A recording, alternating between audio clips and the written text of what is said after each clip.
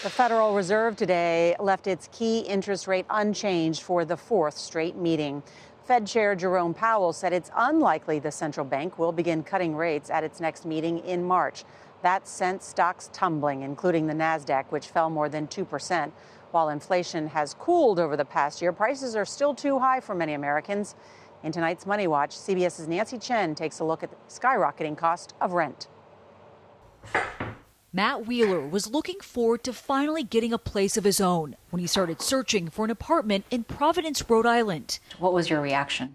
Disappointment. I sort of felt like I was working to a point when living by myself was going to be financially within reach, and then to sort of find that it was going to continue to be a budget stretch. Even with a position at prestigious Brown University, the 33-year-old ended up settling for a studio apartment. To be in my 30s, working a professional job, and have the ability to afford a one-bedroom apartment doesn't feel like I'm begging for like largesse here, and yet it also feels so unattainable.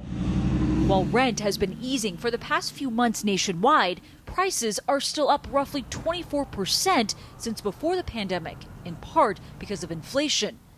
Driven by remote work, Providence has seen one of the highest rent increases in the country.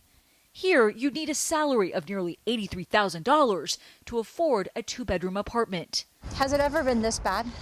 Not that I can remember. State Representative Cherie Cruz calls it a crisis. I'm used to seeing it with people working class poor, but now we're watching it go into middle class and even upper middle class. Wheeler, meantime, has readjusted his sights. If I hit that home milestone closer to 40 when, I thought I'd be hitting it closer to 30, it's still a win.